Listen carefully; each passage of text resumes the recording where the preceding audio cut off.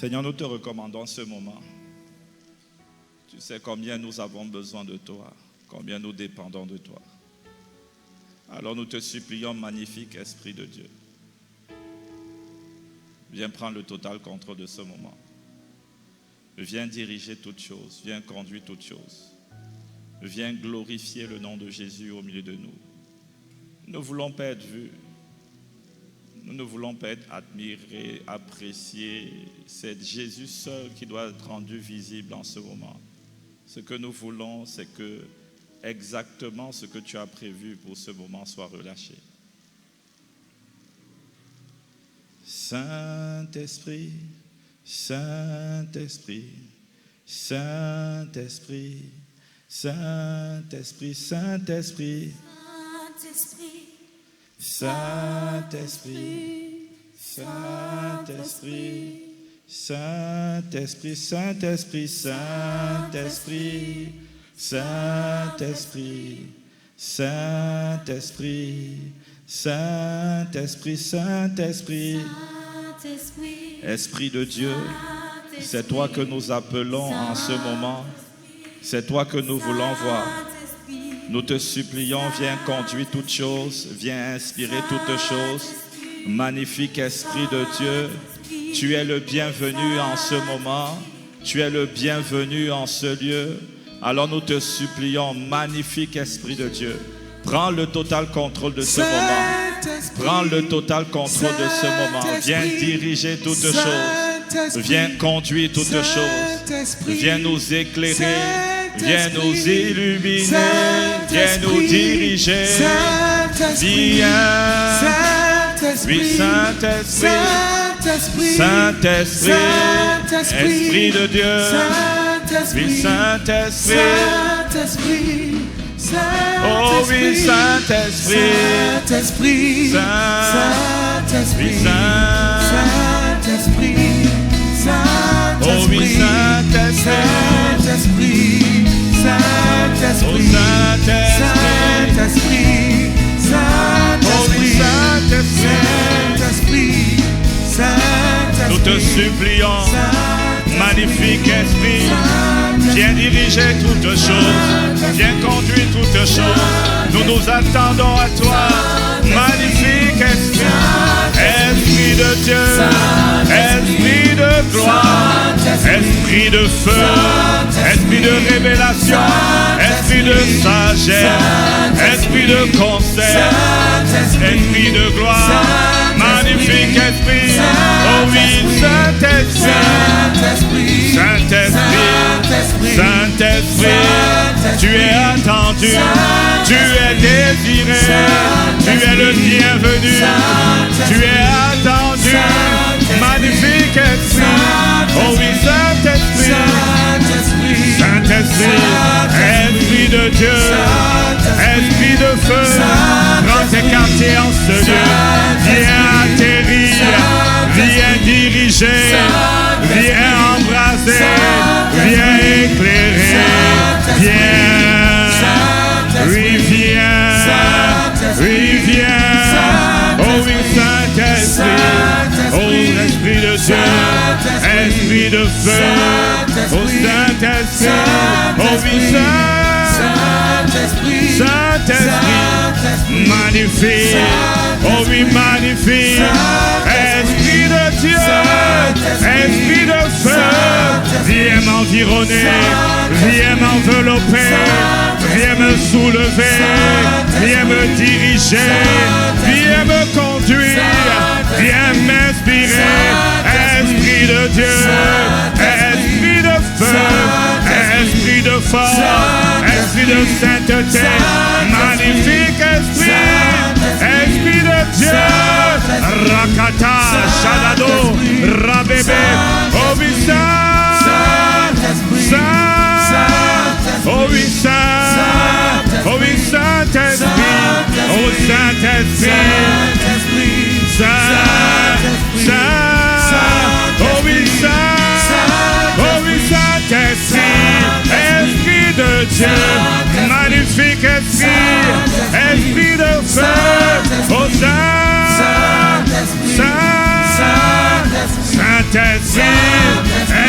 de Dieu, viens prendre le contrôle de ce moment. Esprit de Dieu, nous voulons voir Jésus, nous voulons voir le Père se déverser en ce lieu, être révélé, être manifesté. Oh Saint, oh oui Saint, Esprit de Dieu, Esprit de Jésus, Esprit de gloire, Esprit de vérité, Esprit de feu, Esprit de révélation. Saint, Saint, oh Saint, oh Saint, oh oui Saint, Rakatatata, Shadado, Leka, Rebebebebebebe, oh oui Saint, oh Saint, Saint, oh Saint, oh oui Saint-Esprit, Esprit de Dieu, oh Saint, oh Saint, viens, viens, viens, Rakata, Shabadadoda, Makata Kala, Redo Shebele, Rakata Tata, Mele Alado, Shadada Ea, Ea, Makadade, Rakea, Shadade, Esprit de Dieu, Esprit de feu, Esprit de gloire, Esprit de grâce, au Saint, Saint, Saint, Saint, au Saint-Esprit, Saint-Esprit, Saint-Esprit, Saint-Esprit, Radé, Shadada, Lekata, Shakatale, Radadadadada, Makataladoa, Shabalade, Rakatatatata, Marada, Shadado, Shedede, Rada, Ovisa, Saint-Esprit, Saint-Esprit,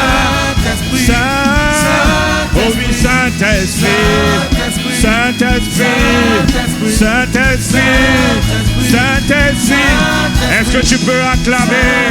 Est-ce que tu peux acclamer? Saint-Esprit, Saint-Esprit, acclame Dieu.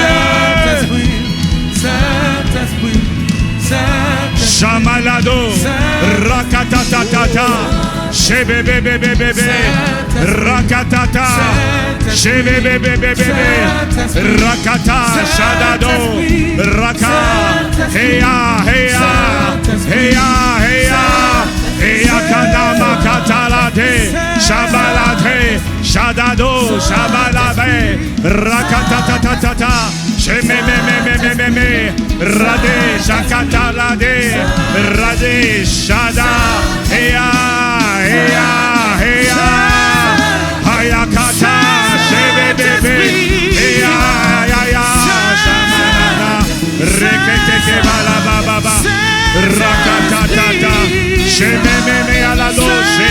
Seigneur, viens faire tout ce que tu as prévu. Viens accomplir tes volontés. Accomplis ce que le conseil divin a arrêté pour ce moment. Viens te déverser. Viens transférer. Transfert de grâce. Transfert de feu. Transfert d'onction. Transfert de manteau. Transfert de passion. Transfert de sagesse. Transfert de créativité. Transfert. Nous disons transfert.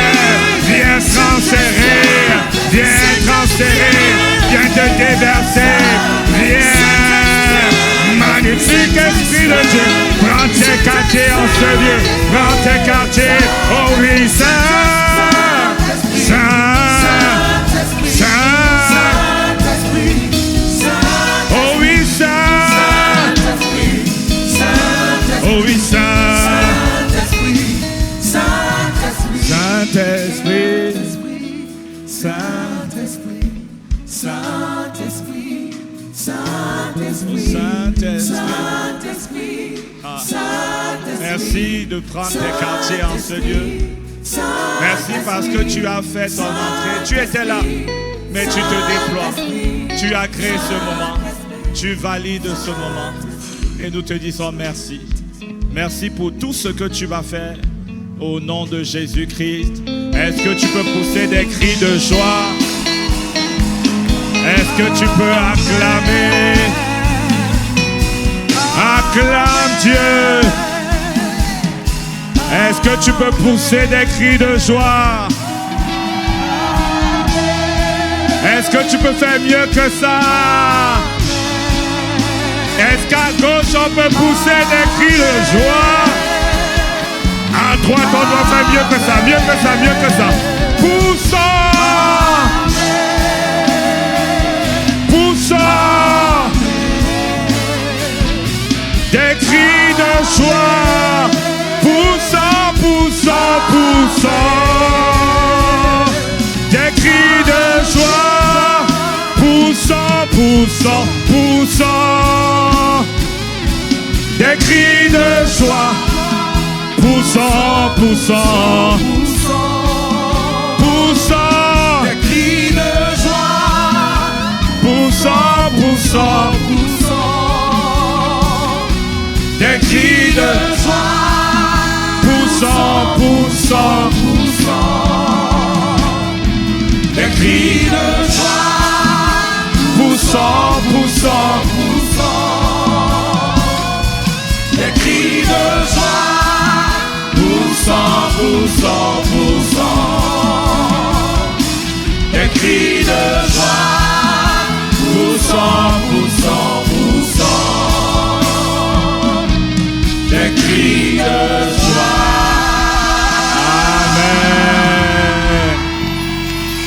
Amen. Amen. Amen.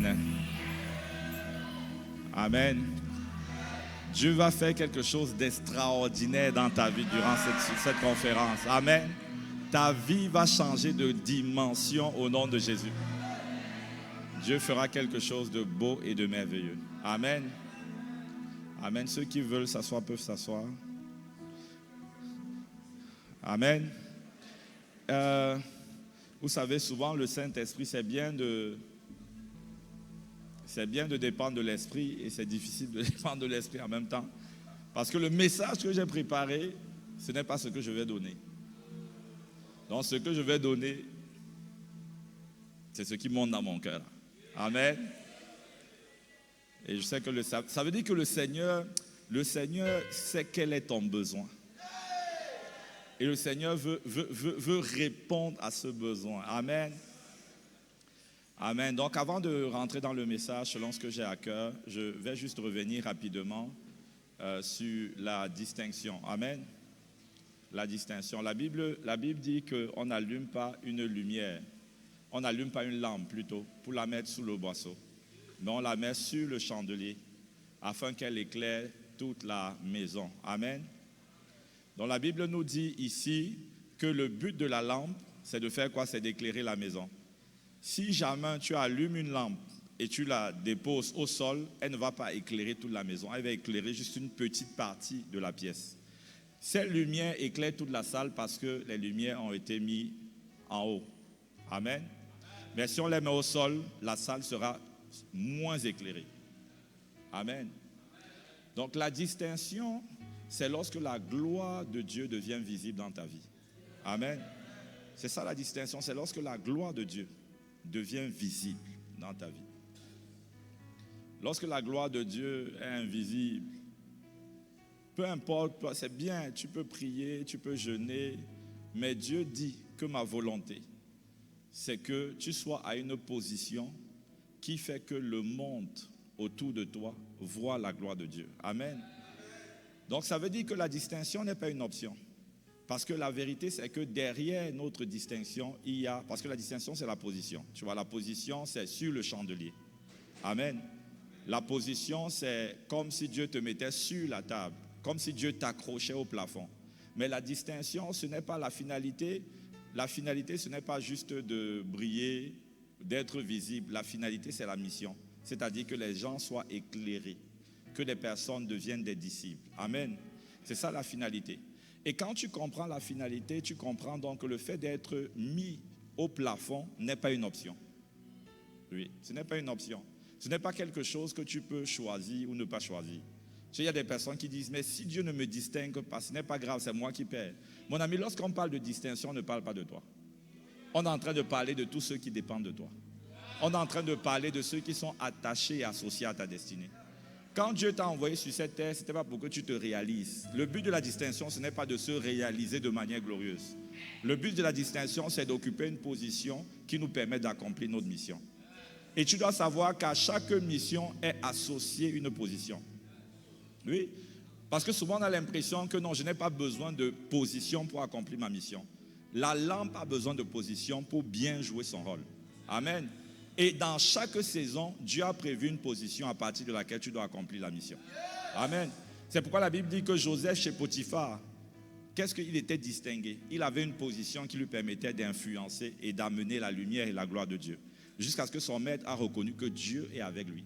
Ça veut dire que son maître a vu les œuvres de Dieu et son maître a glorifié Dieu pour cela. Amen. Mais Joseph, ensuite, il est allé en prison. Et en prison, il était le chef des prisonniers. Donc même en prison, Joseph était positionné de manière à accomplir sa mission. Ça veut dire que la mission est associée à la distinction. Une personne qui n'est pas distinguée dans sa saison ne peut pas pleinement accomplir la mission. Imaginez Joseph qui est bien en prison, il se dit mais Dieu, parce que la Bible dit que Dieu était avec lui. Il dit l'Éternel est avec moi en prison, je suis à l'aise, je suis le chef, je n'ai pas besoin de sortir. Et la saison pour délivrer des nations de la famine arrive. Et Joseph veut agir à partir de la prison. Ça n'avait pas été possible. Pour la saison, il fallait que Joseph soit à côté de Potiphar. Que Joseph soit positionné comme premier ministre pour accomplir la mission. Peu importe la spiritualité de Joseph, peu importe la vie de prière de Joseph, peu importe sa consécration, il lui fallait une position pour pouvoir accomplir sa mission. Amen. Donc il y a des œuvres qu'on appelle missions qui sont associées à une position. C'est pourquoi Dieu exige que tu sois distingué. Il exige. Dieu veut, Dieu demande. Et c'est Dieu lui-même qui te positionne. Amen. Mais il te positionne selon un certain nombre de critères, selon un certain protocole ou selon ses exigences à lui. Amen. Mais Dieu veut te positionner. Quand on parle de distinction, on n'est pas en train de parler simplement du fait d'être élevé pour soi, d'être un boss, d'être un patron, d'être visible, d'être populaire. Ce n'est pas ce dont on parle. Amen. Parce que le but, ce n'est même pas la distinction. Le but, ce n'est pas d'être distingué. Parce que quelqu'un qui comprend ce que c'est que la distinction, il ne va pas dire « Seigneur, je veux être distingué ». Il va dire « Seigneur, je veux être utile ». Amen. Parce que ce qu'il vit, ce n'est pas la position, mais ce qu'il vit, c'est l'impact. Ce qu'il demande, ce n'est pas le titre, mais ce qu'il demande, c'est la fonction. Ce qu'il va accomplir à partir de la position qui lui sera donnée. Donc Dieu veut te donner une position. Et ce que je disais durant le live, c'est que tu vas rendre compte à Dieu de la position que tu aurais dû avoir, que tu n'as pas eue. Oui. Tu ne vas pas seulement rendre compte de la manière dont tu as agi à partir de la position où tu étais. Mais tu vas rendre compte de la position que tu aurais dû avoir, que tu n'as pas eue. Tu vas rendre compte. C'est pourquoi tu es condamné à être distingué. Condamné. Parce que derrière la position, ce n'est pas la position. Derrière la position, il y a des vies qui auraient dû être sauvées.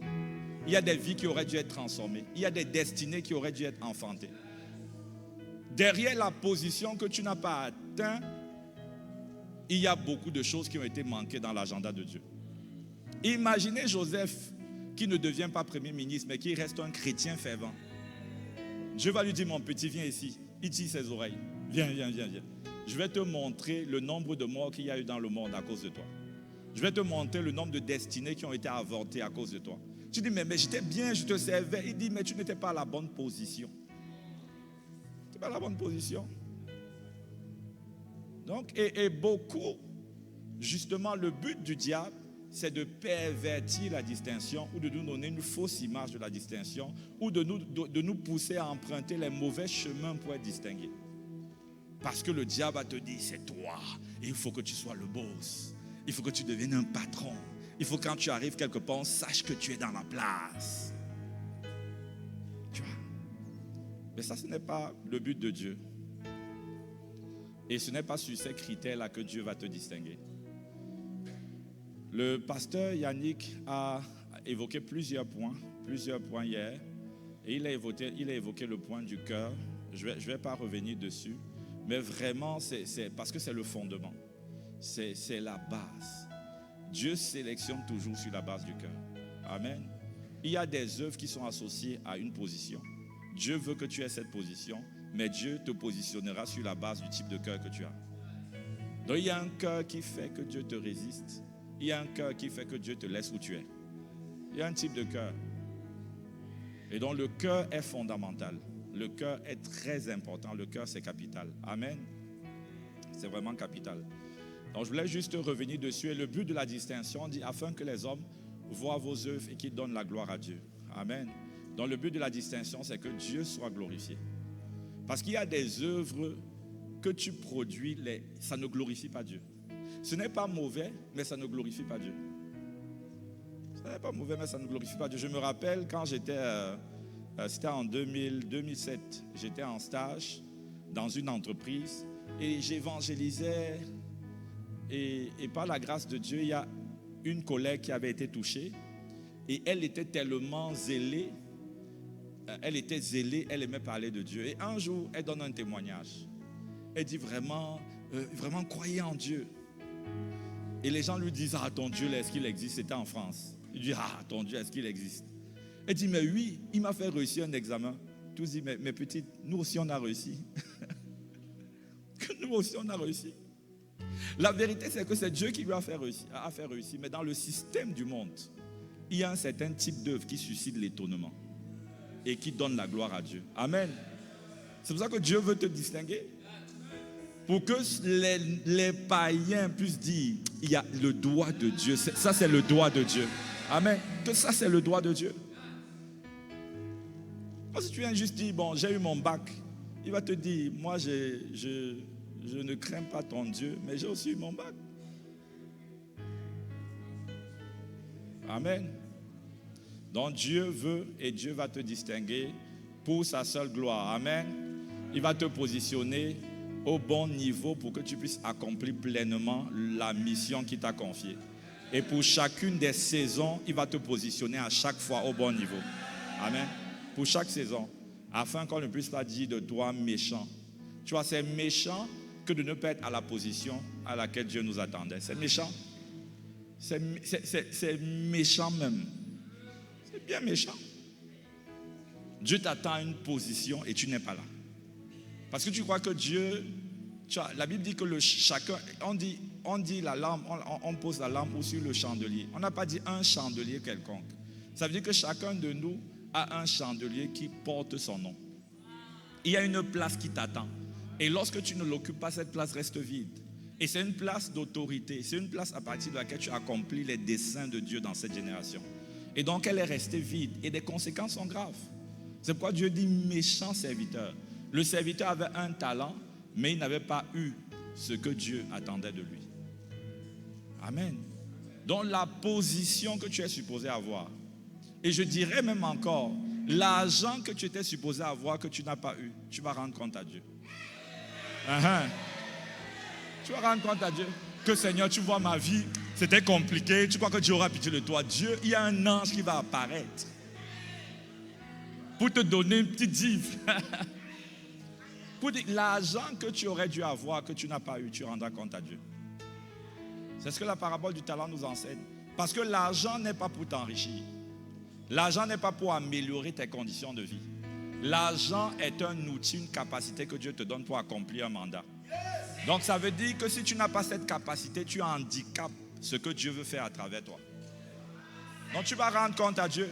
Tu ne vas pas rendre compte uniquement de la manière dont tu as géré ce que tu as. Tu vas rendre compte de la manière, du fait que tu n'as pas eu ce que tu étais supposé avoir.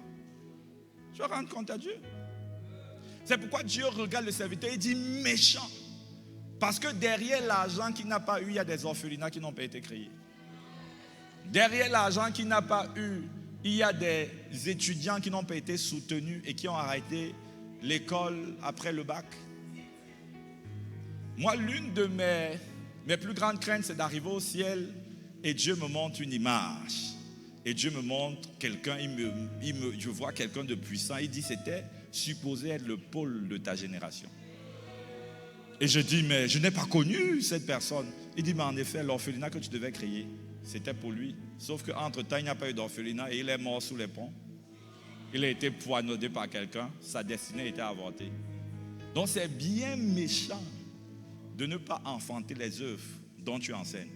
Il y a beaucoup qui ont à cœur, Dieu a déposé des fardeaux dans ton cœur. Et toi, tu vas mourir, tu vas partir avec ces fardeaux. Et tu vas dire au ciel que je n'avais pas l'argent. Dieu va dire, l'argent n'a jamais été un problème. Donc tu vas rendre compte de l'argent que tu aurais dû avoir, mais que tu n'as pas eu. La Bible dit que le serviteur est venu avec 100 pièces d'or. Il est venu un peu comme avec 1,7 million. Il vient et dit, Seigneur, j'ai 1,7 million. J'ai gardé, je n'ai pas dépensé ça dans les mèches brésiliennes. Je n'ai pas dépensé ça, tu as n'importe comment. J'ai gardé les 1,7 million. J'ai gardé. Il y a beaucoup qui viendront devant Dieu. Dieu va te mettre des comptes pour ta vie financière. Tu vas dire, moi j'avais 200 000 de salaire. Seigneur, je gérais ça correctement. Je gérais, j'étais à l'aise, c'était bien. Tu dis, mais je n'avais pas prévu 200 000, j'avais prévu le milliard pour toi. Parce que tu étais enceinte des œuvres qui exigeaient le milliard. Tu étais enceinte. Il y avait des œuvres. Il y avait des choses qui devaient sortir de toi. Et Dieu va te demander des comptes pour l'argent que tu aurais dû avoir, que tu n'as pas eu. Parce que le but de la distinction financière et autres, ce n'est pas de juste changer ton statut. Si tu es venu à la conférence juste parce que tu vas améliorer ta condition de vie, que tu sais que tu n'as pas compris la vision de Dieu. Dieu est intéressé lorsque tu impliques une multitude. Lorsque ce n'est pas juste toi qui viens et que tu viens au nom d'une multitude, Dieu est intéressé. Le but de la distinction, c'est que les autres là voient Dieu, se tournent vers Dieu, que tu puisses produire les œuvres de Dieu. La Bible dit dans, je crois que c'est 2 Corinthiens 9, verset 8, la Bible dit, et Dieu peut vous combler de toutes sortes de grâces, afin que possédant toujours en tout temps de quoi satisfaire à vos besoins, vous ayez encore en abondance pour toutes sortes de bonnes œuvres. Amen. On dit qu'il y a 2 types. Il y a Dieu te bénit, ça c'est la première dimension, pour tes besoins. Et il y a une autre dimension, c'est la bénédiction de l'abondance. La bénédiction de l'abondance, c'est par rapport aux œuvres qui sont enfouies au-dedans de toi. On dit pour toutes, ça veut dire qu'il y a des œuvres que tu peux faire sans l'abondance, mais il y a des œuvres que tu ne pourras pas faire sans abondance. Il y a des gens qui vont venir pour te dire que vraiment, pasteur, moi j'ai besoin d'argent pour les études, vraiment on m'a mis dehors, tu vas juste prier pour lui. Pourtant tu avais prévu que tu le soutiennes. Il y a des œuvres que tu ne pourras pas faire si tu n'as pas d'abondance. Donc l'un des buts de l'abondance, c'est de te permettre d'enfanter un certain type d'œuvre.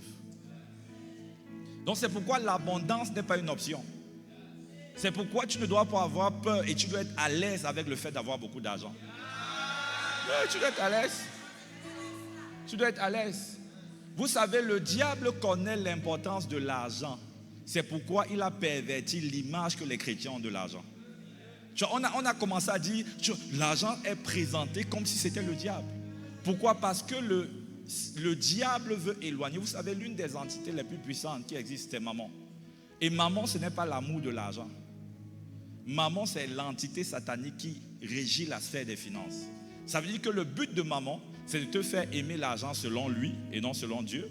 Et c'est également de te faire avoir peur de l'argent. Et c'est également de te donner d'avoir des fausses manières de penser au sujet de l'argent. Donc Mammon, le but de Mammon, c'est que les chrétiens n'aient pas l'argent pour les bonnes œuvres. C'est ça le but de Mammon. Donc il sait qu'avec le mauvais amour de l'argent, Dieu te résiste. Et il sait qu'avec la mauvaise manière de penser au sujet de l'argent, tu ne peux pas faire ce qu'il faut pour acquérir. Donc son but final, c'est que tu n'aies pas l'argent pour accomplir ce à quoi Dieu t'a appelé. C'est pourquoi le but de Maman, c'est de rendre l'église pauvre. Et de dire à l'église que la prière seule suffit. Oui, c'est le but de Maman, c'est ça. C'est de pervertir quelque chose que Dieu a créé. Et c'est de détourner même l'explication de certains versets bibliques. Et on connaît le verset biblique, l'amour de l'argent est la racine de tous les maux.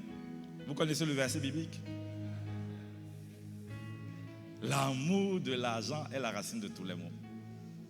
Mais ce qu'on oublie souvent, c'est que la chaise où tu es assis, c'est l'argent. La voiture que tu conduis, c'est l'argent. L'habit que tu portes, c'est l'argent. Mais tu peux dire que tu aimes l'habit, mais tu as peur de dire que tu aimes l'argent. Ça veut dire que le diable a réussi à te faire détester quelque chose que tu vas acquérir. Le mot utilisé là-bas par amour, c'est le mot philaguria, qui veut dire l'avarice. La Bible dit aime ta vie et la Bible dit déteste ta vie. Dieu demande de haïr sa vie, mais Dieu demande également d'aimer sa vie. Oui. Donc tu peux aimer ta vie et haïr ta vie, tu peux aimer l'argent et haïr l'argent. Donc là, on est en train de parler, le contexte du verset parle de ceux qui cherchent à s'enrichir. Ça veut dire ceux qui sont au centre, sont la finalité. Mais le verset ne parle pas de ceux qui ont compris que l'argent est un moyen, que l'argent est un outil et que la finalité ce n'est pas eux, mais c'est toute cette génération qui dépend d'eux. Oui. L'argent, Dieu dit dans Agé 2, verset 8, il dit j'ai beaucoup d'argent. Il dit à moi l'or et l'argent. Ça veut dire que Dieu dit j'ai beaucoup d'argent. Dieu dit j'ai beaucoup. Donc Dieu n'a pas de problème d'argent. C'est nous qui avons un problème à recevoir l'argent que Dieu a. C'est nous qui avons un problème. C'est pour ça que pour faire, moi j'ai dit à un de mes amis pasteurs que je m'efforce, quand moi je fais mes programmes même à l'église, je m'efforce à ce que l'argent ne soit pas une équation.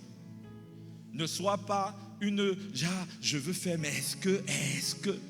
Parce que je sais, moi, ma priorité c'est est-ce que c'est Dieu qui inspire ce que je veux faire. Si c'est Dieu qui inspire ce que je veux faire, il a l'argent pour ce que je veux faire. Il a l'argent. Dieu a beaucoup d'argent. Dieu a beaucoup d'argent. Il a beaucoup. Mais le diable a diabolisé un outil qui est neutre. L'argent, c'est neutre. Mais c'est un outil. Amen. C'est pourquoi tu dois aspirer. Pas à avoir, c'est pas juste je veux beaucoup d'argent. Ça veut dire que là tu es le centre. Mais tu aspires à la charge des riches pour Dieu.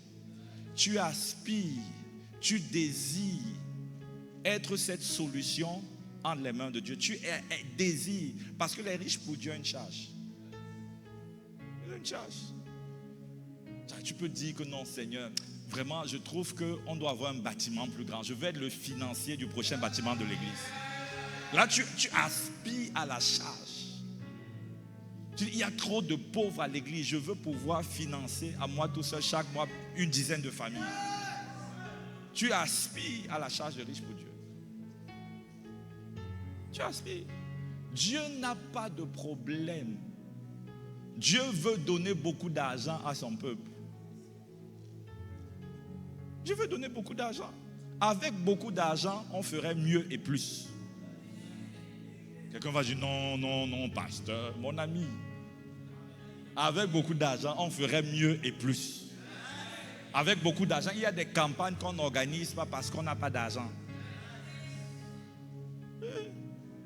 Quand l'argent tombe dans une personne qui tombe dans les mains de quelqu'un qui a un bon cœur, il va l'utiliser. Pourquoi tu vas t'en priver? Pourtant, il y a des personnes dont le salut, la transformation en dépendent. Donc l'église est responsable. L'église est responsable. Dieu va nous demander des comptes. Et l'église est responsable même des personnes, parce qu'il y a des personnes qui sont venues, qui ont rétrogradé parce qu'on n'a pas su prendre soin d'eux. On n'a pas mis en place un système pour s'occuper de certaines personnes. Ils ont rétrogradé. Et on est juste là, alléluia, et on va rendre compte. On va rendre compte. Dans l'église primitive, Dieu leur a donné une sagesse pour mettre un système afin qu'il n'y ait point d'indigents au milieu d'eux. Tous ceux qui avaient les besoins trouvaient une solution dans l'église. C'est la pensée de Dieu, dans l'architecture divine. L'église doit pouvoir mettre en place un système qui prend soin des pauvres. Ouais, une soeur peut venir, une femme qui était une prostituée, qui a 5 enfants. Elle donne sa vie au Seigneur, mais sauf qu'elle avait un sponsor. Et on lui dit, il faut être consacré. Elle abandonne son gars. Elle vient à l'église. Et au bout de quelques temps, elle voit son enfant pleurer parce qu'il a faim. Et puis elle dit, vraiment Seigneur, je ne peux pas laisser cet enfant pleurer. Et elle retourne. C'est vrai qu'elle est responsable. C'est vrai qu'avec la parole de Dieu aurait pu suffire. Mais la Bible prévoit également des cas où la parole ne suffit pas, Dieu met en place un système. C'est pourquoi la Bible dit par exemple que dans le cas du mariage, on dit ne vous privez pas l'un de l'autre afin que, de peur d'être tenté. Ça veut dire que même si vous vous privez, la parole de Dieu doit permettre qu'on ne tombe pas.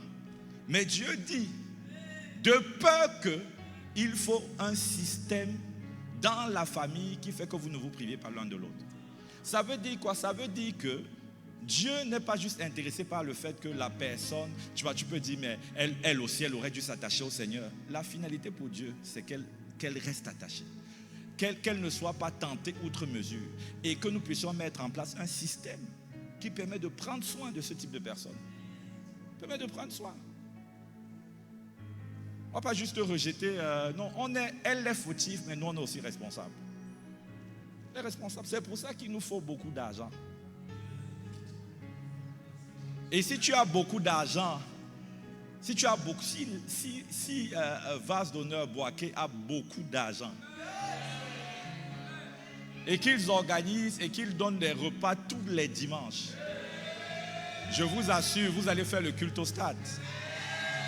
Est-ce que c'est faux? La Bible dit que les gens suivaient Jésus parce qu'il y avait à manger. Donc Jésus a attiré les gens par la nourriture et il les transformait par la parole.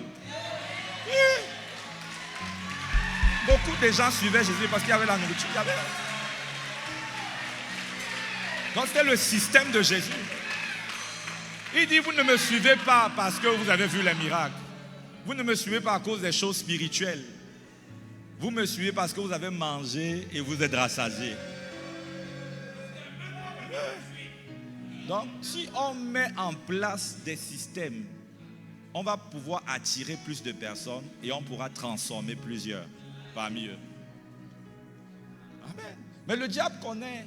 Donc Jésus, ce n'était pas un pauvre. Tu as plus de Saint-Esprit que Jésus. Il a dit non, moi j'ai le Saint-Esprit. Jésus n'avait pas le Saint-Esprit. Il n'était pas Dieu. Mais il avait besoin de mettre en place un système.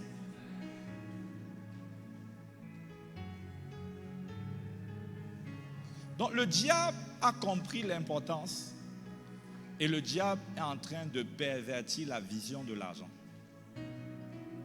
Et cette vision pervertie fait que lorsque quelqu'un a un peu, il n'a même rien, il est déjà orgueilleux. Il est déjà orgueilleux. Parce que pour lui, l'argent, vraiment, j'ai touché 1 million. Mon ami, moi je suis héritier, je suis co-héritier avec Christ. Mon père a beaucoup d'argent.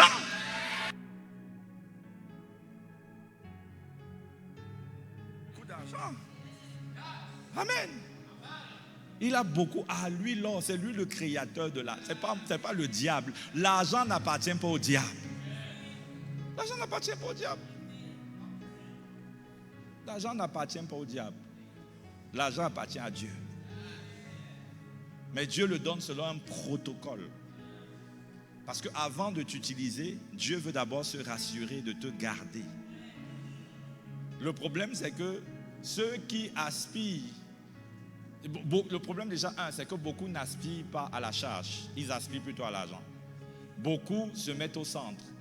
Tu as beaucoup quand tu dis, oh Seigneur, donne-moi, change ma condition. Mon ami, le ciel n'est pas intéressé et engagé par ton histoire. Plus tu élargis ton cœur, plus Dieu est concerné par ton histoire. Quand tu viens devant Dieu, pas pour toi, mais pour plusieurs, le ciel mobilise ses ressources. Le ciel mobilise. Le problème, c'est que nous sommes au centre. On a vu l'argent comme étant un moyen de s'enrichir. Et la Bible dit que celui qui cherche à s'enrichir, là, il est en danger. Mais celui qui désire de se mettre comme un candidat que Dieu va utiliser puissamment dans sa génération pour créer des orphelinats, pour soutenir l'église, pour financer des programmes, cette personne sera visitée par Dieu. Dieu n'a pas de problème d'argent. Il n'a pas de problème. Comment plus d'argent pourrait nous aider à accomplir ce que Dieu lui-même veut? Et nous n'avons pas cet argent alors que c'est lui qui l'a. C'est comme si tu envoies quelqu'un faire quelque chose. Tu dis, tu envoies ton fils aller dans un supermarché ou aller dans une boutique. Tu dis, va m'acheter le pain. Tu sais qu'il n'a pas l'argent du pain et tu ne lui donnes pas l'argent du pain alors que tu as beaucoup d'argent pour acheter toute une boulangerie. C'est ce que nous vivons. Dieu nous demande de faire quelque chose. Il a entre ses mains ce qui peut nous rendre capables de faire ce qu'il nous a demandé de faire. Mais il ne nous donne pas ça. Pas parce qu'il ne veut pas, mais parce que nous avons été attaqués, soit dans le cœur, soit au niveau de notre mindset. Il ne peut pas. Il veut donner, mais il ne peut pas. Mais je vois Dieu susciter une génération distinguée financièrement. Distinguée financièrement. Moi, ça a été le cri de mon cœur. J'ai donné ma vie au Seigneur Jésus à 14 ans. Et quand j'ai donné ma vie au Seigneur Jésus, dès le lendemain, j'ai commencé à évangéliser, gagner les âmes, diriger des cellules. Vraiment, j'étais passionné, j'étais une boule de feu. Et je savais depuis longtemps que j'étais appelé au ministère de Jésus. Parce que nous sommes tous appelés au ministère. Et je savais que j'étais appelé soit à être pasteur ou, je ne sais pas, des ministères qu'on cite dans Éphésiens. Et en 2012, je suis invité à un mariage. Et j'arrive à ce mariage, je suis assis à la table avec des personnes qui sont riches, des milliardaires. Et j'étais un petit, en 2012, j'étais petit. Je m'assois à la table, ils sont en train de parler, oh, comment est-ce qu'ils gagnent beaucoup d'argent, comment est-ce qu'ils utilisent ça pour les femmes, pour acheter des tapis chers. Il y a quelqu'un qui a dit, moi, ma boîte de cigares coûte extrêmement cher. Et moi, j'étais chrétien à la table, ça m'a fendu le cœur. Et je suis rentré de là triste. J'ai dit, Seigneur, pourquoi l'Église n'a pas l'argent pour faire les bonnes œuvres? Et ceux du dehors ont l'argent pour faire de mauvaises œuvres. Pourquoi? On veut aider des gens, on n'arrive pas. Il y a des campagnes qu'on veut faire, on est limité. Au lieu de passer le temps dans la prière, on est en train de chercher le moyen d'avoir l'argent. Quand on prépare une campagne, c'est comme si le stress, ce n'est pas les démons qui vont nous attendre sur le terrain. Le stress, c'est il n'y a rien dans la caisse. Les factures. Le facture est devenu un démon. Et c'est un démon qui fait peur. Moi, j'ai dit, pourquoi? Je suis allé, j'ai crié à Dieu. Et puis dans mon cœur, il y a une voix qui m'a dit, voici, je te donne le mandat pour engendrer des personnes riches pour moi.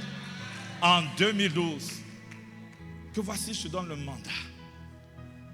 Et quand je suis sorti de là, j'ai su qu'il y avait quelque chose qui allait changer. Amen. Moi-même qui me voyais uniquement comme pasteur, j'ai compris que j'étais devenu aussi pasteur dans la sphère des finances. J'ai compris. Et donc c'est comme ça que j'ai entrepris. Je ne veux pas vous donner les chiffres. Il ne faut pas, non, je ne veux pas vous donner les chiffres.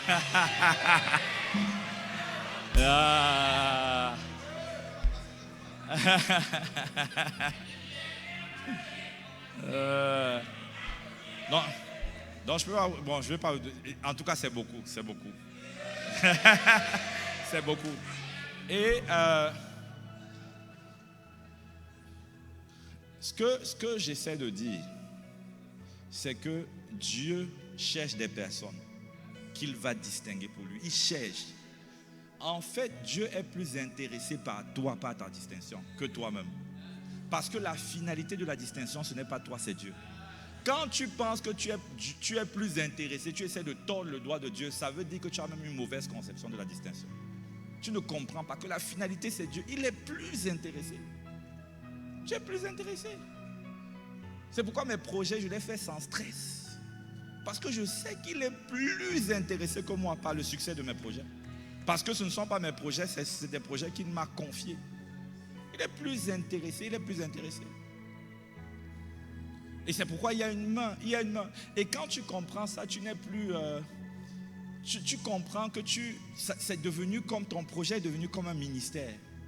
Le ciel est engagé, il y a le regard de Dieu sur tes projets parce que c'est son affaire.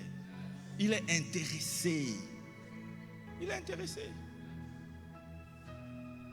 Et moi, je me rappelle, quand j'ai voulu commencer à entreprendre, j'étais en France à cette époque. Et quand je décide d'entreprendre, je décide d'aller en Afrique. Je me dis, bon, vous savez, en France, je regarde autour de moi, je ne vois pas de noirs chefs d'entreprise prospères. Je ne vois pas. Et en plus, chrétien, je n'en connaissais pas du tout. Et quelque part, je me dis, bon, pour réussir, il faut quand même que j'aille en Afrique. Et dans mon pays d'origine. Et il y a une voix qui me dit, qui va te faire réussir en Afrique? Je dis, mais c'est toi, Dieu. C'est toi. Mais c'est pas moi. Moi, je compte sur toi. Tu sais que je dépends de toi. Et la voix me dit, et si c'est moi qui vais te faire réussir en Afrique, est-ce que je suis incapable de le faire en France? Et je dis, là tu sens qu'il y a le piège. Et puis la voix continue en me disant que c'est facile de croire aux choses qui sont accessibles. Mais en réalité, ce n'est pas la foi. Il y a beaucoup qui disent qu'ils ont la foi, mais ils ne croient pas vraiment. C'est pourquoi la taille de la vision que tu as est un indicateur de si tu crois ou pas. Tu as une vision qui a la dimension de tes capacités. Il me dit, tu avais une vision, cette vision-là, pour le Cameroun. Tu savais que si jamais un Dieu se loupe, tu peux toucher un tonton, une tata, une tantine. Tu crois aux choses qui sont accessibles. Tu ne crois pas aux choses qui sont impossibles. Et là, j'ai dit, ah Seigneur, bon, ok, je décide de croire. Mais en France, est-ce que mon Seigneur, est-ce que tu connais? Est-ce que tu sais quand même? Parce que c'est chaud. La France est compliquée. Et là, il y a une voix qui m'a dit, parce qu'on parle beaucoup de plafond de verre en France à cause de la couleur de peau. Et il y a une voix qui m'a dit, les autres ont le plafond de verre, mais toi, tu as le ciel ouvert. Toi, tu as le ciel ouvert. Donc, peu importe le territoire, moi j'ai compris que puisque c'est le ministère et que Dieu est engagé, rien n'est impossible, tout est possible. J'ai compris qu'avoir même une petite vision est une insulte vis-à-vis de Dieu. J'ai compris que ne pas voir grand est mépriser Dieu. J'ai compris que Dieu n'est pas intéressé par des petits projets. C'est pourquoi quand Gédéon vient, il vient avec une armée nombreuse. Dieu dit, hey, vous êtes trop nombreux. Hey, vis. Parce que moi, j'aime faire beaucoup avec peu. Parce que ma gloire se trouve dans ma capacité à faire beaucoup avec peu. Donc si je peux faire peu avec peu, ça entre chrétiens, vous allez bénir le Seigneur. Mais là, à l'extérieur, ils ne vont pas bénir Dieu. Donc ta vision doit te dépasser et ta vision doit être impossible à réaliser. C'est impossible. Donc si tu vois seulement ce que tu peux faire ou ce que les autres ont fait, ça veut dire que tu ne vois pas avec les yeux de Dieu. La vision qui vient de Dieu a la dimension de Dieu. Ta vision doit être à la taille de Dieu. L'entreprise que tu vois là, tu dois la voir à la dimension de Dieu. Tu dois la voir à la taille de Dieu. Parce que Dieu est celui qui alimente tes entreprises. Et je me rappelle pendant le Covid, nous quand on a commencé, bon je vais vous donner quelques chiffres. Amen. Je vous donne quelques chiffres ou pas? Donc pour vous encourager. Donc en 2017, quand on a commencé un cabinet de conseil. Et quand on commence le cabinet de conseil, moi je décide, avec mon ami, on se dit, bon là il faut aller, j'ai fait une bonne école de commerce en France, mais pas la meilleure. Et je me dis, il faut aller dans la meilleure école, comme ça je vais bénéficier du réseau, comme ça je vais, tu vois, voilà, il y aura des connexions. Et j'entends une voix qui me dit, si tu fais ça, j'avais même déjà déposé mon dossier, on m'avait déjà appelé pour un entretien. Et la voix me dit, si tu fais ça, je quitte ton projet. Et je quitte. Parce que là, tu veux devenir beaucoup pour faire beaucoup. Il faut que tu restes peu. Il faut que tu restes peu. Parce que moi, je suis le spécialiste des cas impossibles. Donc quand ce n'est pas impossibilité, je ne suis pas chaud. Ouais. Donc Dieu aime ça. Et c'est pourquoi, quel que soit le territoire où tu es, Dieu peut et Dieu va te faire prospérer au nom de Jésus. Il va te faire prospérer. Les gens disent, boaké, c'est compliqué. C'est compliqué pour eux. Toi, tu as le ciel ouvert. Je dis, toi, tu as le ciel ouvert. Tu as le ciel ouvert. Il dit, mon Dieu pourvoira à tous mes besoins selon sa richesse. Ça veut dire que ton projet, tes entreprises, ton travail, tes finances ne sont pas alimentés par l'économie de la terre. Ils sont alimentés par l'économie du ciel. C'est pourquoi pendant la crise, les entreprises pleuraient. Et puis il y a une voix qui m'a dit, mais qui alimente tes projets? Et là, j'ai sorti ma tête et j'ai regardé au ciel. Et je me suis dit que tant qu'au ciel ça va, ça veut dire que pour moi ça va. Et pour moi ça va. Parce que la source qui alimente ma vie et mes projets, c'est Dieu. Donc rien n'est impossible, tout est possible. Rien n'est impossible. C'est pourquoi Dieu dit, quand tu as une grande vision, tu ressembles à Dieu. Parce que Dieu est le Dieu des cas impossibles. Ceux qui ont des petites visions ne ressemblent pas à Dieu. Je ne sais pas à qui ils ressemblent. Tu ne ressembles pas à Dieu. Quand tu as une grande vision, tu ressembles à Dieu. Quand Dieu parle, c'est toujours big. Il dit, quand tu viens vers moi, il dit, demande-moi. Il dit, demande-moi et je te donnerai des nations pour héritage. Donc Dieu ne demande pas broquer, demande des nations. Ne demande pas broquer. Demande des nations. Demande des nations. Avant, moi, je croyais que je pouvais juste entreprendre soit en France, soit dans mon pays d'origine. Et quand Dieu m'a révélé, il a ouvert mes yeux sur ce passage. Il dit, mais je te donne des nations et toi, tu me demandes plus bas que les nations.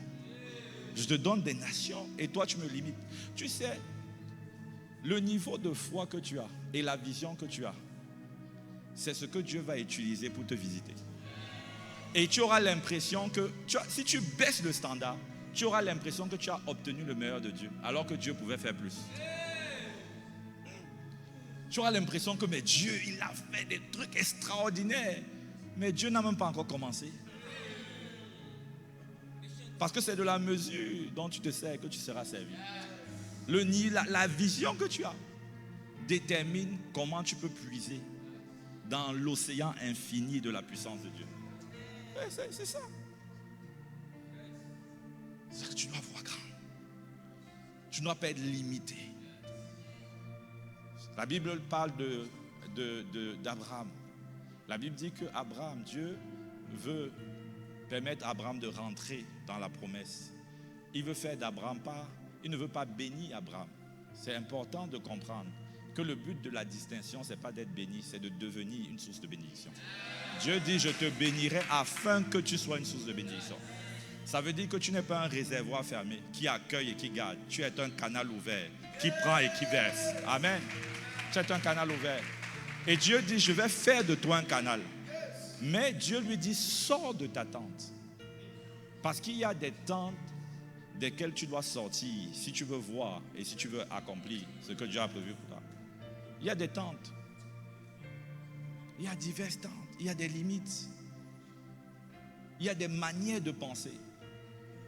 Et tout ça doit sauter aujourd'hui au nom de Jésus. Ça doit sauter. Ça doit sauter. Tu dois comprendre qu'avec Dieu, tout est possible, rien n'est impossible. Tout est possible. Et donc, quand on commence en 2017, je veux prendre la deuxième béquille. Et je dis, bon, ok, pas les études. Mais je dis que je vais dribbler Dieu. Et je dis, on va prendre, mon associé et moi, on a fait la même école, et il est noir, et il est plus sombre que moi.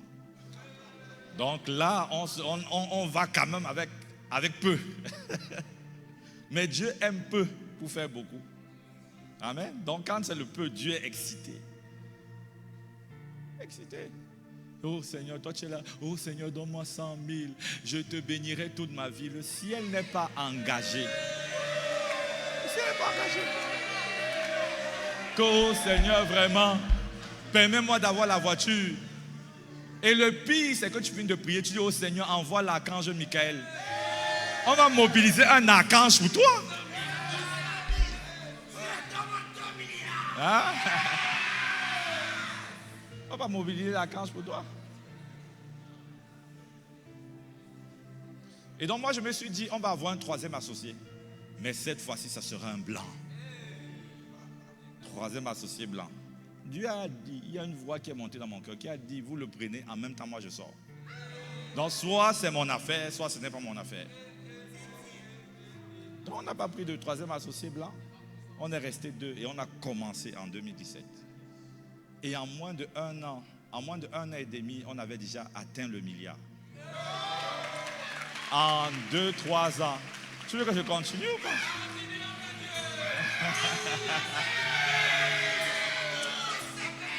Bon, c'est déjà bon là. Ça, c'est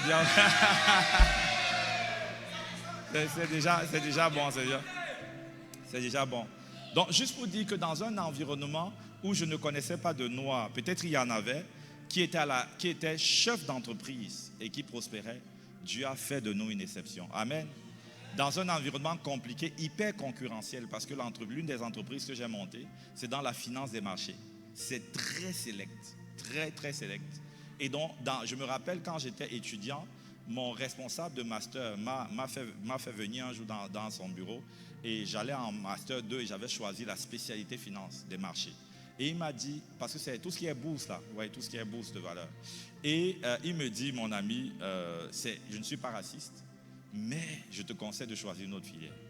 Parce que c'est compliqué. Déjà même pour des Français de souche, c'est compliqué à plus forte raison pour toi. Et quand moi je suis sorti de là, j'étais encore plus encouragé à faire ce master. Encore plus encouragé. Donc c'est hyper compétitif. Et Dieu a fait la différence. Et aujourd'hui, on est une référence dans le domaine. Tu vois, une référence dans le domaine. Aujourd'hui, en 9 ans. Et depuis de nombreuses années, on se chiffre en plusieurs milliards. Chaque année, plusieurs milliards.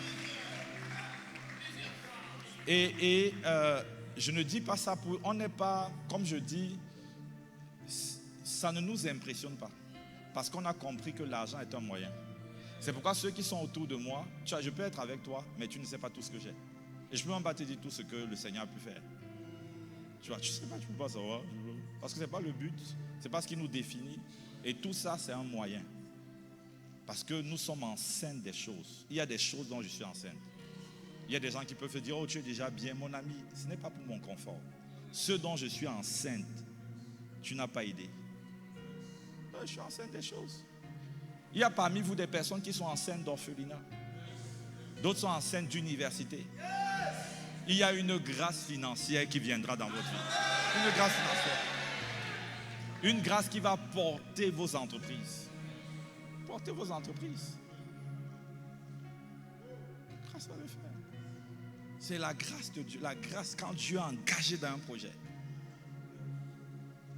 Quand il est engagé. Donc ne laisse pas les limitations familiales. Ne laisse pas ce qu'on a dit de toi. Tu sais, la Bible dit quand Dieu est allé vers Gédéon, il dit ma famille est la plus pauvre. Ça veut dire comment est-ce qu'il sait que sa famille est la plus pauvre? Ça veut dire qu'il a eu une information qui a permis de comparer. On lui a dit que oh, vous êtes les plus pauvres. Oh, vous êtes les plus pauvres. Et il a accepté et intégré le fait qu'il est de la famille la plus pauvre. Mais Dieu lui répond, va avec la force que tu as. Amen. Pareil pour Jérémie, il dit je ne suis qu'un enfant. Et Dieu dit ne dis pas que tu es un enfant. Ne dites pas que vous êtes des jeunes. Amen. Ne dites pas que vous êtes juste. Dieu peut vous utiliser. Dieu peut vous distinguer. Et c'est pourquoi Dieu peut faire de vous des prodiges. Faire de vous des exceptions. Il peut le faire. Il est capable. Dieu est capable. Ne limitez pas votre vision. Et quand j'ai démarré, aujourd'hui, j'ai des entreprises dans plus de 6 pays. Pas la même entreprise, différentes entreprises. Dans plus de 6 pays. J'ai plus de 10 entreprises. Des entreprises dans le domaine du textile. J'ai une usine de fabrication de vêtements. Pas des ateliers, une usine. Et ça, c'est au Togo.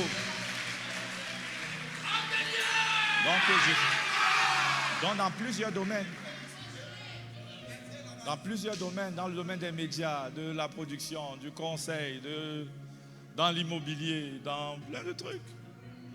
Mais c'est Dieu, et Dieu l'a fait rapidement, mais il m'a préparé avant. Tu vois, tout ce qu'on a dit là, c'est important.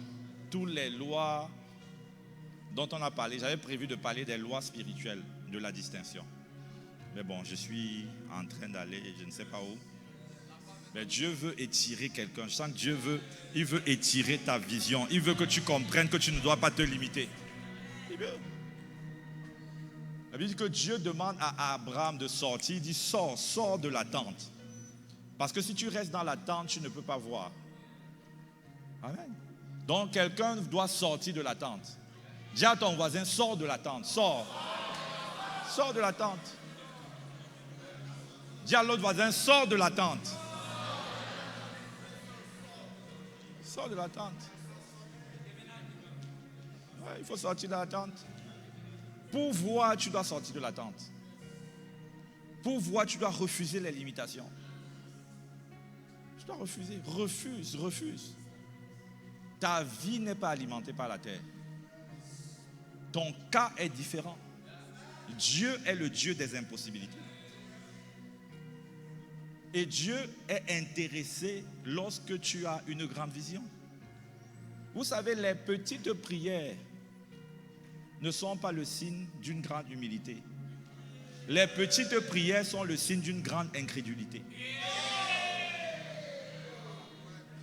Oh vraiment Seigneur, donne-moi juste moi. Tu n'as pas compris que tu es un canal. Tu ne peux pas demander 100 millions pour boquer. Tu vas demander, l'église va coûter combien? Et tu dis que non, vraiment, donne-moi juste 100 000. Et tu as l'impression que le ciel dit, oh, quelle humilité.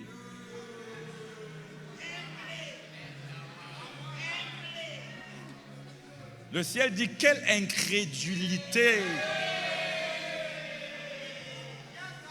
L'humilité, c'est ta capacité à dépendre de Dieu. L'humilité, c'est ta capacité à servir les autres. Et l'humilité, c'est ta capacité à ne pas avoir une trop haute opinion de toi-même. L'humilité vis-à-vis de Dieu, vis-à-vis des autres et vis-à-vis de toi-même. Où tu es prêt à accepter les reproches qu'on te corrige, quel que soit ce que Dieu fait à travers ta vie. C'est ça l'humilité. L'humilité, ce n'est pas le fait, ça veut dire que tu es en train de dire que Dieu est orgueilleux. Donc Dieu est orgueilleux parce qu'il a la gloire, il a beaucoup de choses. Non, mon ami. Est-ce que Dieu t'appelle à l'orgueil quand il te demande de lui demander des nations? Ce n'est pas ça l'humilité. Dieu veut que tu lui demandes des grandes choses. Et il va préparer ton cœur pour que tu puisses accéder à ces grandes choses. Ne limite pas la vision. Toute chose est possible. Rien n'est impossible. Et par sa seule grâce, et parce que je suis sous le manteau des pères, j'ai mis mon pied en Côte d'Ivoire. J'ai mis mon pied en Côte d'Ivoire. Ça veut dire qu'en Côte d'Ivoire, pas mes affaires à l'extérieur, en Côte d'Ivoire, par sa seule grâce et par le manteau des pères, d'ici quelques années,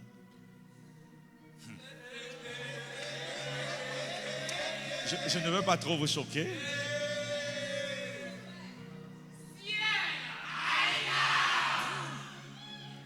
Donc il faut avoir les grandes visions sont des visions alimentées par le ciel.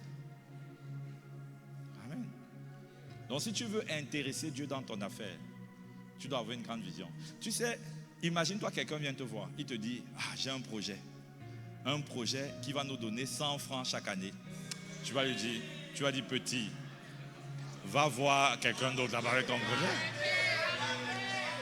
Parce que tu vas te dire, avec 100 francs, qu'est-ce que je vais faire? Dieu se pose la même question à chaque fois que tu t'approches de lui avec un projet. Il dit, bon, ok, si ça marche, qu'est-ce que ça va nous permettre de faire? Qu'est-ce que ça va nous permettre de faire?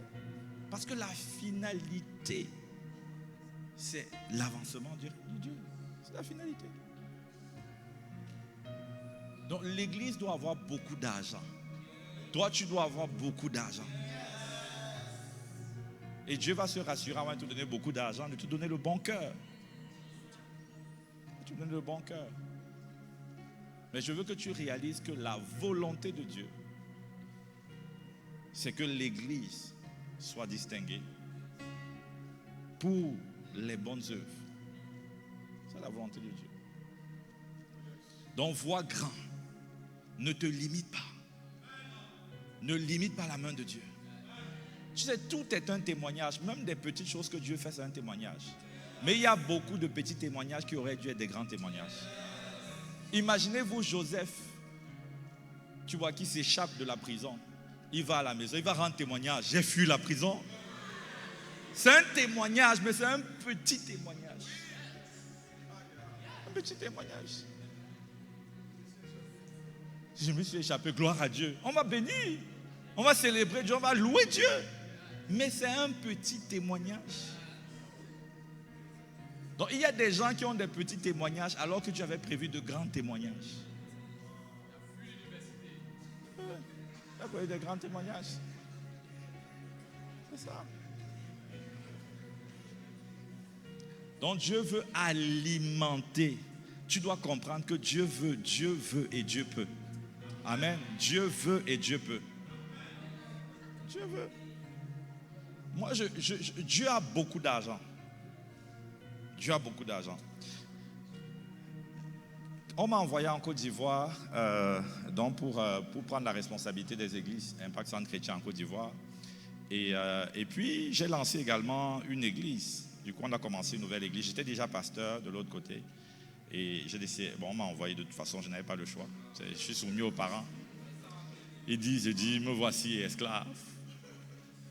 Et puis je suis venu. Et puis j'arrive, on lance dans l'église. On a commencé l'église. Bon, je suis arrivé en août, mais avant, l'église avait démarré. L'église a démarré en avril. Et l'église démarre en avril. Quand on veut démarrer, je demande au Seigneur comment est-ce qu'il veut qu'on démarre. Parce qu'on peut commencer, prendre un petit truc et avancer pendant peut-être une année. Et après ça, puisque je n'avais personne en fait sous la main. Je n'avais pas de disciples en Côte d'Ivoire. Je n'avais personne sous la main. Mais Dieu me dit, pour toi, tu dois commencer grand. Et commencer grand là, c'est que je devais prendre un bâtiment. Et dans ce bâtiment, il fallait commencer la construction du bâtiment. Je dis, Seigneur, je commence la construction. Quand j'ai fait un appel, on était une vingtaine pour démarrer. Donc il y a des gens qui m'écoutaient sur les réseaux, qui connaissaient ici. On était une vingtaine pour démarrer. Et il fallait construire un bâtiment de plusieurs millions. On n'a pas terminé le bâtiment, mais on est déjà à plus de 150 millions. Et ça, c'est pour une église au départ qui était de 20 membres. Et l'argent ne devait pas venir de moi, mais l'argent devait venir de Dieu. Et surtout que à cause des investissements, parce que tu peux avoir beaucoup d'actifs, ou beaucoup de biens, ou beaucoup de trucs, mais ne pas être liquide. Donc l'année dernière, cette liquidité, je n'étais pas très liquide. Je dis, donc on va s'engager dans un tel projet. Mais je comprends que c'est le ciel qui alimente mes projets. Et que Dieu n'a pas un problème d'argent. Je vous dis, Dieu n'a pas un problème d'argent. C'est nous qui limitons Dieu. On limite trop Dieu. Le plus important, c'est d'écouter Dieu. Tu dois écouter Dieu pour savoir est-ce que c'est le projet de Dieu? Est-ce que c'est la saison? Et puis comment est-ce qu'il veut le faire? Lorsque tu as la réponse à ces trois questions, rien n'est impossible. Rien n'est impossible. Donc on décide de commencer la construction de notre bâtiment au mois de juin. On est une poignée, on n'est pas nombreux. Mais le Seigneur envoie, il m'a donné une sagesse. pour pouvoir justement avoir l'argent. Et quand j'ai mis en place cette sagesse-là, le Seigneur a envoyé des ressources de partout. Et le bâtiment, on l'a pu l'intégrer au mois de fin décembre pour une église qui démarrait. Une église qui commençait et qui a pu faire un tel investissement. Et ça, c'est rien. Dieu peut faire au-delà. Mais quelqu'un va te dire, mais une église qui démarre ne peut pas construire un bâtiment de, je sais pas, de 150, 200 millions. Qui t'a dit ça? Est-ce que l'église qui démarre ne démarre pas avec Dieu? Et est-ce que Dieu n'a pas beaucoup d'argent? Est-ce qu'il ne démarre pas avec Dieu? Donc tout est possible, rien n'est impossible. Tout est possible. Et donc au mois de février, Dieu nous demande de faire une action Impact Santé. Donc on transforme l'église en soins comme en hôpital. Et on décide d'offrir des soins pendant 4 jours. On a reçu 1800 personnes. Et on a fait du bien aux gens. Donc il y a des soins, dentistes, ophtalmologues, pédiatrie, dermatologues, gynécologues. En tout cas, il y a plusieurs soins. Et puis on offre également les médicaments gratuits. Donc ça coûte. On a pris 1800 personnes. Vous savez, ça coûtait ce que ça a coûté. Et puis quand ça finit, j'entends dans mon cœur que Dieu me dit, ce truc-là, vous devez le faire tous les mois. J'ai dit, hey, comment on fait pour faire un tel truc tous les mois? Mais quand tu entends Dieu, déjà moi, le paramètre, ce n'est pas possible, n'existe pas. Donc c'est possible maintenant, c'est le comment. On n'est pas une église, tu vois, on est en train de grandir. On est en train de grandir, on est en train de construire, on doit faire ça tous les mois. Et Dieu me donne une sagesse. C'est ça. La capacité, parce qu'il y a un compte en banque. Dieu a beaucoup d'argent, mais beaucoup d'argent de Dieu, là, c'est dans le compte en banque, au ciel. C'est quand la Bible dit que vous avez des comptes en banque dans le ciel. Tu as des trésors dans le ciel. Donc Dieu a beaucoup de trésors, mais c'est au ciel. Il faut savoir quelle carte utiliser pour pouvoir piocher dans ces comptes-là. C'est ça.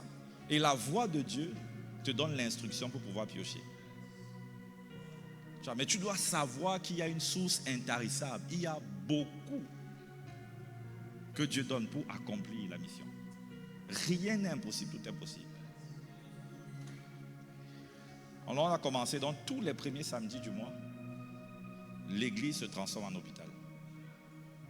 On prend soin des gens, on prend aussi le temps de tous les écouter, on prie pour eux. Amen. Et ce sera comme ça tous les samedis du mois, tous les premiers samedis de cette année. Amen. Mais Dieu l'a fait avec une jeune église. Parce que c'est Dieu qui l'a fait. Lui n'est pas jeune. Il est avant le commencement. Amen.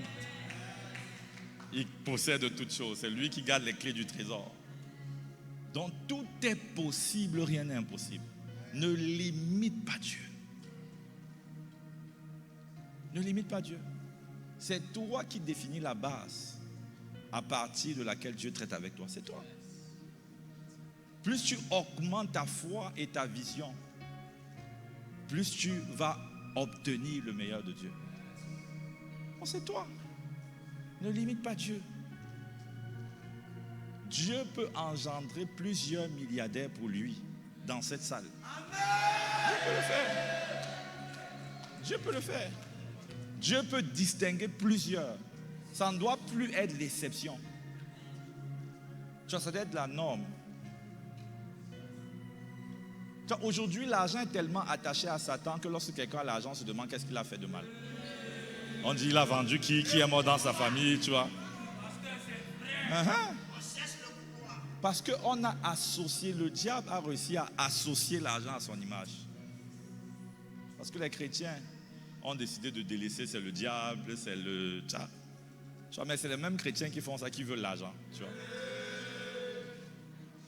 Il y a des sujets de prière que Dieu veut que tu arrêtes. C'est pour ça qu'il veut te donner de l'argent, comme ça tu te focalises sur les âmes. Il y a certains sujets de prière qui doivent disparaître. Amen. Tout est possible, rien n'est impossible. Tout est possible, rien n'est impossible. Dieu peut te prendre là et il t'amène là, pas pour toi, mais pour que tu sois utile pour le royaume. Tout est possible, rien n'est impossible. L'idée, quand il y a une dimension où tes projets sont alimentés par le ciel, où tes idées proviennent du trône de Dieu, où tes relations sont orchestrées, organisées par le ciel, où Dieu est impliqué, engagé, et lui-même, il alimente, il fait tout pour que tout réussisse. Il y a une dimension, et Dieu va te faire rentrer dans cette dimension de grâce. Il va te faire rentrer dans cette dimension de grâce. Il y a une grâce. Le pasteur Philippe a parlé de la grâce, il a dit que c'est la grâce aussi. La vérité, c'est que c'est même que la grâce. C'est que la grâce. Il y a différents types de grâce qui peuvent te permettre d'être distingué. Le premier type de grâce, c'est la grâce qu'on appelle charis. Le charis, c'est la faveur imméritée de Dieu. C'est la grâce que beaucoup connaissent. C'est lorsque Dieu te favorise. Ça, c'est le charis. C'est un mot grec qui est utilisé dans Jacques, quand il dit que Dieu fait grâce aux humbles. Dieu résiste aux orgueilleux, mais il fait grâce aux humbles. Donc il accorde son charisme, il favorise. Dieu t'ouvre des portes. Dieu favorise tes dossiers. Dieu te donne une idée. Dieu, c'est la grâce. Ce que nous sommes, c'est uniquement par grâce. Ce n'est pas parce que nous sommes meilleurs que les autres. Mais la grâce de Dieu répond à certaines choses. Tu vois, pour bénéficier le charisme, la Bible dit que Dieu n'accorde pas son charisme aux orgueilleux. Il accorde son charisme aux humbles. Ça veut dire que l'humilité est la clé qui te permet de jouir du charisme. Ça ne te fait pas mériter, parce que la grâce de Dieu, tu ne peux pas la mériter. Si je suis à l'extérieur, je te dis, viens à l'extérieur, je vais te donner 1 milliard. Tu viens à l'extérieur, tu me dis, donne-moi mon milliard, comme si tu méritais. Tu vas dire, mais tu ne mérites rien. Tu ne mérites pas parce que tu as obtenu la clé. C'est celui qui te la donne gracieusement, qui te donne ce milliard-là. C'est lui qui est à féliciter, c'est lui qui est béni. C'est pour ça que c'est une grâce. Mais cette grâce-là ne peut marcher que dans le cœur de quelqu'un qui est humble. Donc plus tu marches dans l'humilité, plus Dieu manifeste son charisme dans ta vie. Il te favorise. Et il y a une grâce qui vient accompagner tes projets. Il y a une grâce qui vient favoriser ton ministère. Pourquoi? Parce que tu es une personne d'une grande humilité. La Bible dit que Moïse marchait dans le charisme. Pourquoi? Parce qu'il était l'homme le plus humble sur la terre. Amen. Le deuxième type de grâce, pour vite accélérer. Ok. Le deuxième type de grâce, c'est la grâce qu'on appelle le charisme. Le charisme, c'est la capacité de Dieu dans l'incapacité de l'homme. C'est lorsque Dieu te rend capable de. Tu vois, le charisme, c'est que Dieu pardonne tes péchés. Le charisme te donne la capacité de ne pas pécher. C'est ça le charisme. C'est une capacité qui vient. Et la capacité vient, même dans les affaires, tu as besoin du charisme. Tu as besoin du charisme, de la faveur, et tu as besoin de la capacité de Dieu pour faire. Tu as besoin du charisme. Et la Bible dit que le charisme agit quoi? Le charisme agit dans notre faiblesse. On dit que c'est quand je suis faible, c'est alors que je suis fort. Amen. Ça veut dire que tu dois apprendre à voir tes faiblesses dans tes forces et à t'appuyer sur la force de Dieu dans tes faiblesses. Donc si tu veux tout le temps bénéficier du charisme, même quand tu es compétent, tu dois dire que ma seule compétence c'est Dieu. Tu apprends à voir tes faiblesses dans tes forces. Dis Seigneur, en ce qui me concerne, je suis toujours faible vis-à-vis de toi. En ce qui me concerne, c'est toi qui es tout. Moi, je ne suis rien. Et le charisme vient sous forme de capacité. Quand on parle de l'onction, on parle des dons, c'est du charisme. Les dons, même les dons pour opérer dans les affaires, c'est ça le charisme. Il y a une grâce prophétique qui peut t'accompagner dans les affaires. Moi, souvent, je reçois beaucoup de choses en songe par rapport à mes activités. Dieu peut dire, tel dossier, monte tel dossier, tu vas donner dans telle société. C'est là une grâce prophétique. Là, les dons ne sont pas que pour, et même principalement pour l'église, pour le bâtiment. Les dons, c'est pour faire de nous des témoins à l'extérieur. Ça veut dire que le but des dons, c'est vraiment de te rendre, de faire de toi un témoin à l'extérieur dans les affaires des hommes. Les dons sont supposés être manifestés au travail, dans tes affaires, dans les affaires des hommes. C'est où les dons sont plus utiles. Et quand Paul parle même des dons, il dit que c'est comme ça qu'on va croire que c'est Dieu. Qui doit croire? C'est les non-chrétiens. Nous, souvent, on est fort à l'intérieur, mais faible à l'extérieur. Où ça compte vraiment, on n'est pas là. Où il faut manifester la puissance, on n'est pas là. Tu vois? Donc c'est ça le charisme. Une capacité qui vient sur toi. Une grâce, une onction qui vient et qui te rend capable de faire ce à quoi Dieu t'a appelé. Il y a un troisième type de grâce. Le troisième type de grâce, c'est la grâce qu'on appelle le charismata. C'est les dons personnifiés. C'est lorsque Dieu prend la grâce, il met en quelqu'un et il te donne la personne. C'est la grâce de Dieu personnifiée. C'est ce qu'on appelle encore les connexions divines. Dieu te donne quelqu'un. Il te fait grâce en te donnant quelqu'un. Et lorsque tu fais les affaires, tu as besoin que Dieu te connecte à des dons, à des grâces. Lorsque tu fais les affaires, tu as besoin. Quelqu'un me demande souvent, comment est-ce que tu fais pour avoir beaucoup d'entreprises, être pasteur? Tu prends le temps ou est-ce que tu es 10? Non, c'est ce qu'on appelle la grâce que Dieu te donne en te donnant des personnes. Il te donne des personnes qui peuvent capter ta vision, qui peuvent courir et même mieux courir que toi. Souvent, lorsque tu pries et que tu demandes à Dieu, lorsque tu pries et que tu demandes à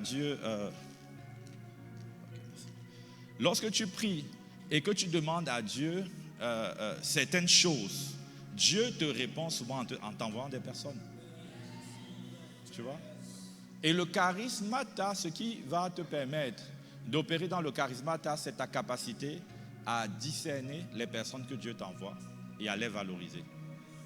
Tu vois, souvent, Dieu a répondu à ta prière pour t'amener dans une nouvelle saison en te donnant quelqu'un que tu as méprisé. Et tu restes dans l'ancienne saison. Tu restes.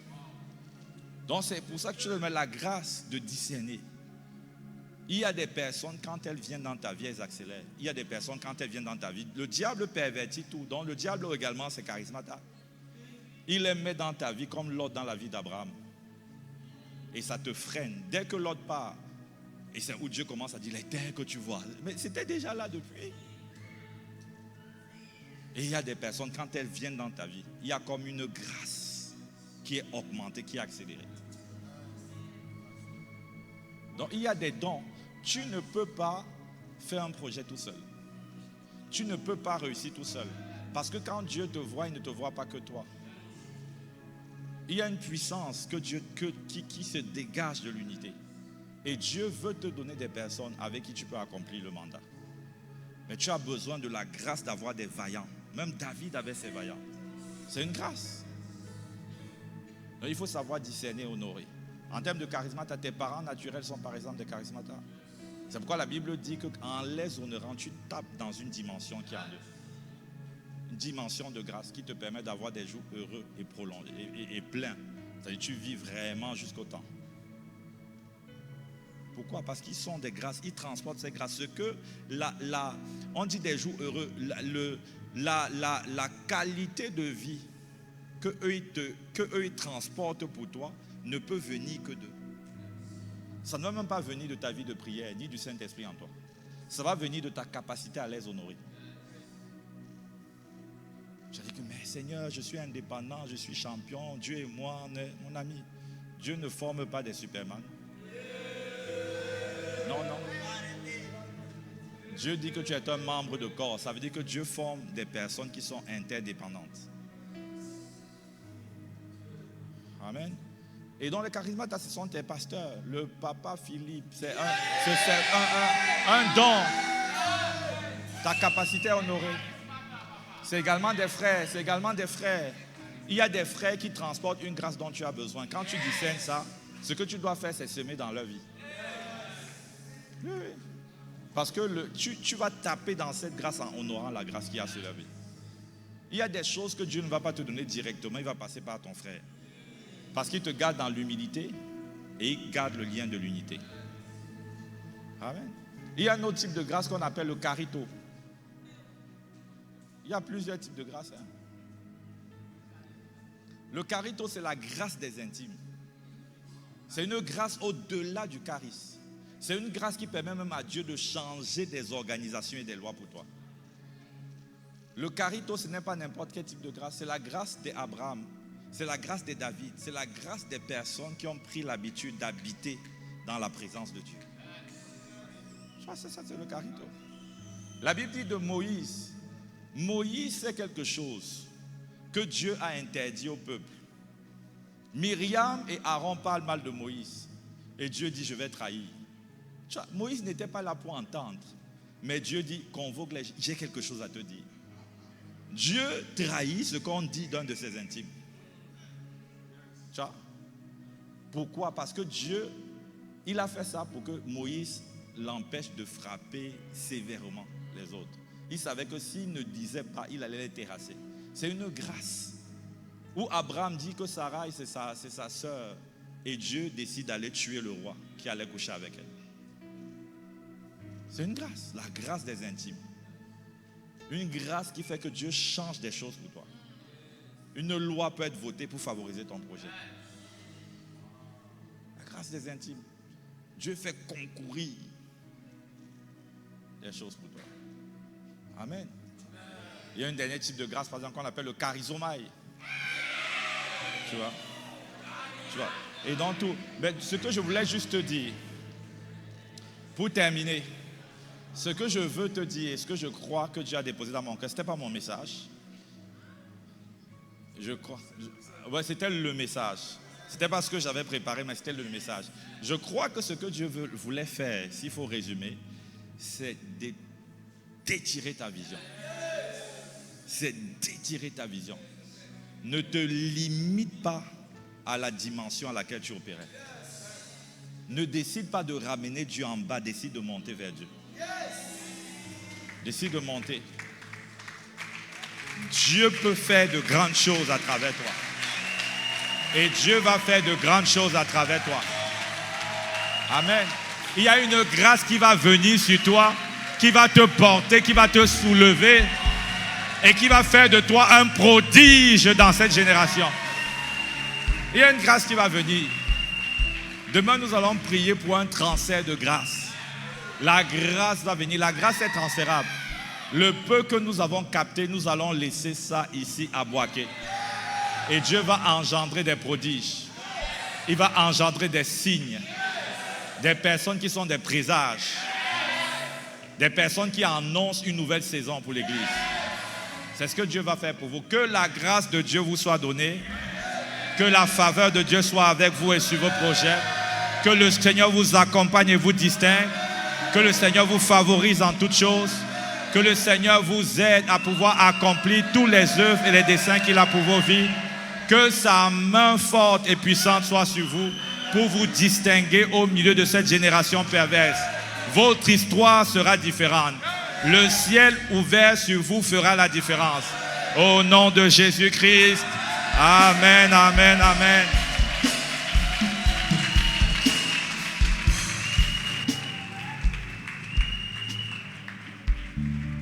Est-ce qu'on peut acclamer le Seigneur?